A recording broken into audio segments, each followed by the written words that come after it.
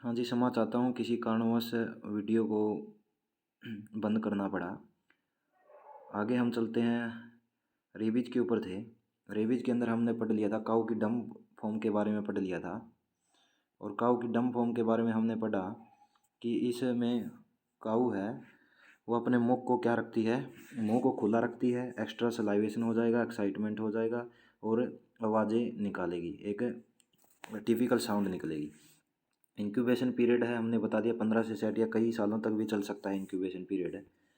इसके बाद अब मान लीजिए किसी पशु की रेबीज से क्या हो जाती है, मौत हो जाती है, तब क्या करते हैं, उसके जो दिमाग है, ब्रेन है, उसको निकाल कर दिल्ली या कसौली भेज दिया जाता है। कसौली कहाँ पर है? पंजाब के अंदर है, जहाँ पर लैब है। कसौली भेज दिया जाता है। तो उस ब्रेन को कहाँ किस में रखा जाता है? ग्लिसरोल के अंदर रखा जाता है। किसके अंदर रखा जाता है? ग्लिसरोल के अंदर रखा जाता है। और वहाँ लेबोरेटरी के अंदर जो ब्रेन की नर्वाइन सेल है उसके अंदर देखा जाता है नेगरी बॉडीज की प्रेजेंस। अगर नेगरी बॉडीज मिल जाती है तो इसका मतलब क्या है, वहाँ पर किसकी वजह से रेबीज हुआ है? लाइजा वायरस या फिर रवेडो वायरस की वजह से होगा। और जो नेगरी बॉडीज है इसकी स्ट्रेनिंग किससे की जाती है? सेलर्स स्ट्रेन से की जाती है, सेलर्स स्ट्रेन के साथ की जाती है। रेबीज का जो पहला टीका है, लुई पास्चर ने 1884 के अंदर एंटी रेबीज वैक्सीन दो प्रकार की, प्रोफाइलेटिक पोस्टफाइलेटिक। प्रोफाइलेटिक का मतलब ये क्या है? प्रोटेक्टिव मेडिसिन है जो पहले ही दे दी जाती है डॉग्स के अंदर 3 मंथ में 1 ml सबकट। पोस्ट बाइट अगर वो रोग हो जाता है, ये क्रिएटिव मेडिसिन होती है, 1 ml सबकट 0 दिन पे, 3 दिन पे, फिर 7 दिन पे, 14, 28 और 90 दिन पे लगता है। कैसे याद करें? 0, 3, फिर 7, 7 दूनी 14, 14 दूनी 28 और 90, ऐसे याद रख लीजिए। ज़्यादा से ज़्यादा चैनल को सब्सक्राइब कराएं, शेयर करवाएं और भरपूर कोशिश रहती है कि अच्छा से अच्छा कंटेंट आपको प्रोवाइड किया जाए। और उम्मीद भी करता हूँ कि ज़्यादा से ज़्यादा क्वेश्चन हमारी ही वीडियो से आने वाले हैं। अगर आप चलो जहाँ पर जिसकी इच्छा होती है वहीं से पढ़ रहा होगा, वह किताबें भी यूज़ कर रहा होगा, मेरी सिर्फ एक ही सलाह है कि आप जो भी बुक यूज़ कर रहे हैं सिर्फ एक ही बुक को यूज़ करें, अलग अलग नोट्स ना पढ़ें। और मैं सिर्फ ये विश्वास दिला सकता हूँ कि हम जो पॉइंट्स करवा रहे हैं वही पॉइंट्स बनते हैं जहाँ से क्वेश्चन बन सकता है। नेक्स्ट देखिए, TDS 3 डे सीकनेस होगा। 3 दिन तक बीमारी चलेगी। 3 दिन के बाद ऑटोमेटिक पशु ठीक हो जाएगा। जूनोटिक बीमारी है, फ्लाइज या सेंट के माध्यम से फैलती है। अगर ये वायरस किसके अंदर चला गया, ब्लड के अंदर चला गया, तो इसको बोला जाता है वायरीमिया, क्योंकि वायरस एनीमिया कर देता है, तो इसी टर्म को बोला जाता है वायरीमिया। एफीमेरल फीवर बोला जाता है, एनिमल डेंगू बोला जाता है, बोवाइन एपिजोटिक फीवर है, इसको बोला जाता है। किसकी वजह से होता है? 3 डे सीकनेस है। 3 दिन की सिकनेस हो गई। रवाडो को रवाडो वायरस बोला जाता है, या फिर मोरबिली वायरस भी इसको लाइजा वायरस भी बोला जाता है, रवाडो वायरस। शेप कैसी होती है रवाडो वायरस की? बुलेट शेप होती है। क्या होगा इसके अंदर? इसके अंदर पहले दिन क्या हो जाएगा? फीवर हो जाएगा, खांसी हो जाएगी, हार्ट बीट बढ़ जाएगी। दूसरे दिन क्या होगा? स्टीफनेस आ जाएगी, फेस किसकी तरफ हो जाएगा? फ्लैंक की तरफ हो जाएगा। तो थर्ड डे क्या होगा? अगर आप इलाज नहीं करवाते तो अर्थराइटिस या फिर क्या हो जाता है? निमोनिया हो जाता है। इलाज कैसे करवाएंगे? देखिए, बुखार है, दर्द है, उसके लिए नशेड यूज करेंगे, पैरासीटामोल, मेलोक्सिकैम, निमोस्लाइड। और कोर्टिकोस्टेरॉइड, इनको लाइफ सेविंग ड्रग भी बोला जाता है, लाइफ सेविंग ड्रग भी बोला जाता है, जीवन रक्षक दवाइयाँ भी बोला जाता है। और कोर्टिकोस्टेरॉइड क्या काम करती है? ग्लूकोज के निर्माण का काम करती है। और ये क्या होगी? आइसोफ्लूपेरिडोन, प्रेडनिसोलोन या फिर डेक्सामेथासोन ये होगी। बोवाइन वायरल डायरिया या फिर म्यूकोजल डिजीज कॉम्प्लेक्स भी बोला जाता है इनको।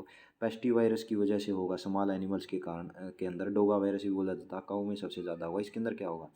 वायरल डायरिया हो रहा है, तो डायरिया मतलब कि इंटेस्टाइन की मतलब इसके अंदर इन्फ्लेमेशन हो जाती है। इन्फ्लेमेशन हो जाती है तो क्या हो जाता है? एंट्राइटिस हो जाता है इसके अंदर। तो डायरिया हो गया तो डिहाइड्रेशन भी हो जाएगा।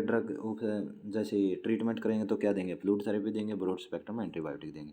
नेक्स्ट हमारा बोवाइन मैलिग्नेंट कैथरल फीवर या फिर कैथरल फीवर बोला जाता है, हर्पस वायरस की वजह से होता है। और हर्पस वायरस की वजह से मैरेक्स डिजीज भी होती है। पोल्ट्री के अंदर पहले डे ही वैक्सीन कर दी जाती है। एनसेफलाइटिस कैसे होगा? जो हर्पस वायरस है ये क्या करेगा?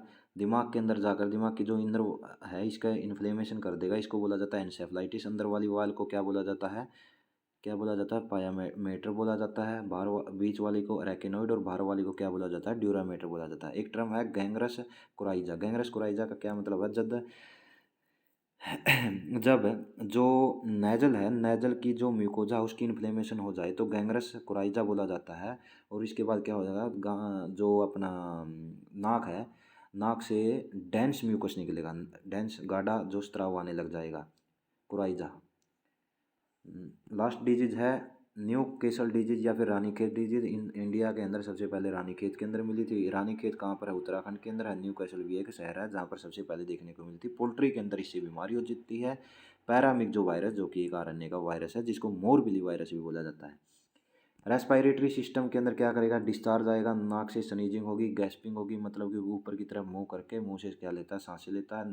नर्वाइन में पैरालाइजेज हो जाएगा नेक का और लेग्स का। रिप्रोडक्टिव के अंदर जो लाइंग होगी उसके अंदर जो अंडा होगा वो रफ होगा या फिर उसकी कवरिंग क्या होगी, थीन होगी। डाइजेस्टिव सिस्टम के अंदर ग्रीनिश डायरिया और पतला डायरिया होगा। 3 स्ट्रेन होती है पैरामिक जो वायरस की, वेलोजेनिक, मेजोजेनिक और लेंटोजेनिक। सबसे खतरनाक वेलोजेनिक है और कम खतरनाक क्या है, लेंटोजेनिक होगी। वैक्सीन कौन सी होती है, लसोटा स्ट्रेन, जो कि 1 वीक पे की जाती है, फिर 4 वीक पे की जाती है, फिर 19 वीक पे की जाती है। लसोटा स्ट्रेन एक होती है। मुक्तेसर स्ट्रेन R2B, जो कि मेजोजेनिक में सबसे काम करती है और बूस्टर डोज के रूप में यूज की जाती है। ये इमेज है, इसको देखकर पता लगाइए। जैसे प्रीस्कैपुलर लिम्फ नोड की स्वेलिंग है, इसका मतलब क्या है, थिलेरिया। थैला लेके क्या किया था, ईस्ट कोस्ट फीवर भी बोला जाता है, ईस्ट की तरफ गया था, कॉरिडोर को पार करते हुए थैला लेके गया था। और क्या लेके गया था, रोड भी लेके गया था साथ में। क्या है, रोडेशियन फीवर भी बोला जाता है इसको। ड्रग ऑफ चॉइस क्या है, बुपारवा क्विनोन। इसके अंदर और क्या देखने को मिली, थैला कौन लेके गया था, कोच, कोचबुली बॉडीज। छोटे पशुओं के अंदर पोस्टमार्टम करने के बाद मिल्क फ्लेक्स मिलेगी और बड़े पशुओं के अंदर punched out ulcer in the abomasum देखने को मिलते हैं। ये आपका हो गया बोवाइन वायरल डायरिया, जिसके अंदर एंट्राइटिस हो जाती है, पेस्टी वायरस की वजह से होता है।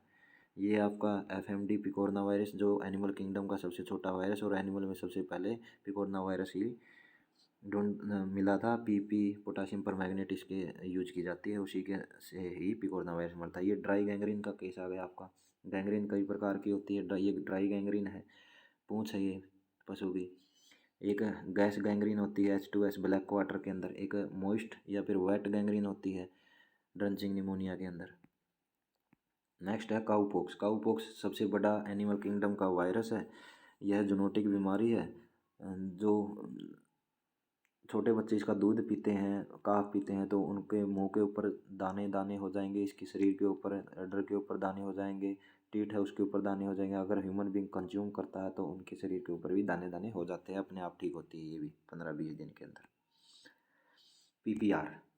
PPR बोला जाता है, सुडोर इंटरपेस्ट बोला जाएगा। सुडोर इंटरपेस्ट बोला जाएगा किसकी वजह से होता है, मोरबिली वायरस या पैरामिक जो वायरस की वजह से होता है। PPR मतलब 3 अक्षर है। 3 महीने, मार्च के महीने में क्या लगती है, वैक्सीन लगती है, 1 ml लगेगी, सब कट लगेगी। बवेशिया, बवेशिया को क्या बोला जाता है, BBB, बवेशिया बाईजेमिना बोला जाता है।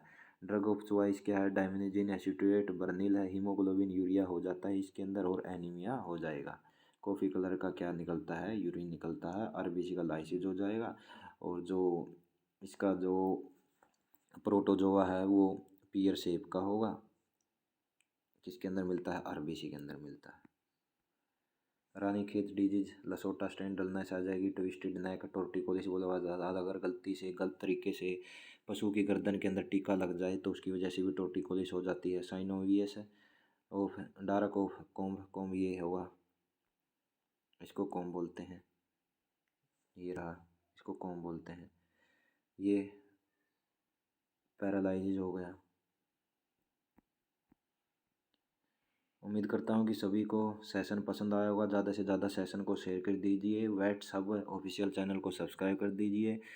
अपनी भरपूर कोशिश के साथ मैं हर रोज़ एक नया टॉपिक और जो भी मोस्ट इम्पोर्टेंट पॉइंट बनते हैं उसको लेकर आ रहा हूँ। उम्मीद करता हूँ कि सभी को पसंद आया होगा। अगर कोई सुधार करना तो आप कमेंट सेक्शन में ज़रूर लिखिए। धन्यवाद।